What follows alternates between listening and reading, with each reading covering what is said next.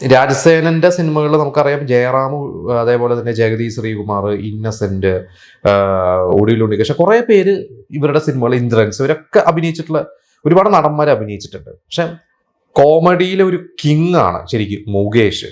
നമുക്കറിയാം മുകേഷ് ഒരുവിധം എല്ലാ സംവിധായകരുടെയും കൂടെ വർക്ക് ചെയ്തിട്ടുണ്ട്. ഇപ്പൊ സിദ്ദിഖ് ലാൽ ആയിക്കോട്ടെ, പ്രിയദർശൻ ആയിക്കോട്ടെ, തുളസീദാസ്, ഇങ്ങനെ കുറെ കോമഡി ചെയ്യുന്ന കുടുംബ ചിത്രങ്ങൾ ചെയ്യുന്ന സംവിധായകരുടെ ഒക്കെ കൂടെ മുകേഷ് വർക്ക് ചെയ്തിട്ടുണ്ട്. പക്ഷെ രാജസേനന്റെ കൂടെ മുകേഷ് അധികം സിനിമകൾ ചെയ്തിട്ടില്ല. എനിക്ക് തോന്നുന്നു രാജസേനന്റെ നക്ഷത്ര, ശ്രീകൃഷ്ണ പുരത്തെ നക്ഷത്ര തിളക്കം, ആ ഒരു സിനിമയിൽ ഒരു ഗസ്റ്റ് റോളായിട്ട് അതിലൊരു മുകേഷായിട്ട് തന്നെ, സിനിമ നടൻ മുകേഷായിട്ടാണ് അഭിനയിച്ചിരിക്കുന്നത്. പിന്നെ കുറെ വർഷങ്ങൾ കഴിഞ്ഞിട്ട് രാജസേനൻ തന്നെ നായകനായിട്ട് അഭിനയിച്ച ഭാര്യ ഒന്ന് മക്കൾ മൂന്ന് എന്നുള്ള സിനിമയിൽ മുകേഷ് അഭിനയിച്ചിട്ടുണ്ട്.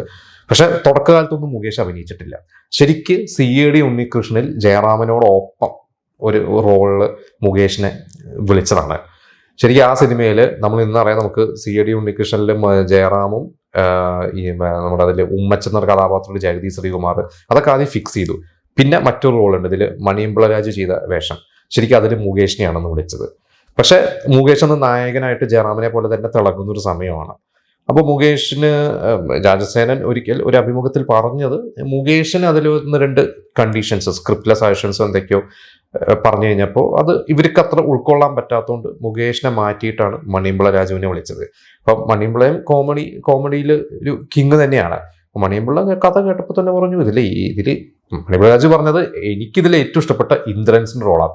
നമുക്കറിയാം ആ സിനിമയുടെ തുടക്കം മുതൽ അവസാനം വരെയുള്ള ഒരു ക്യാരക്ടറാണ് ഇന്ദ്രൻസ്. കാരണം ഇന്ദ്രൻസ് അതിന് മുമ്പ് മേലെപ്പറമ്പിൽ ആൺവീടിലൊക്കെ ഒരു ബ്രോക്കറായിട്ടും ഒക്കെ ചെറിയ ചെറിയ വേഷങ്ങളാണ് ചെയ്തത്. പക്ഷെ CAD ഉണ്ണികൃഷ്ണനിലാണ് ഇന്ദ്രൻസിന് ഒരു ത്രൂ ഔട്ട് റോൾ കിട്ടിയത്. അത് കഴിഞ്ഞിട്ടാണ് പിന്നെ ഇന്ദ്രൻസ് എന്താ പറയാ, മലയാള സിനിമയിൽ ഒഴിച്ചുകൂടാൻ പറ്റാത്ത ഒരു നടനായി മാറിയത്.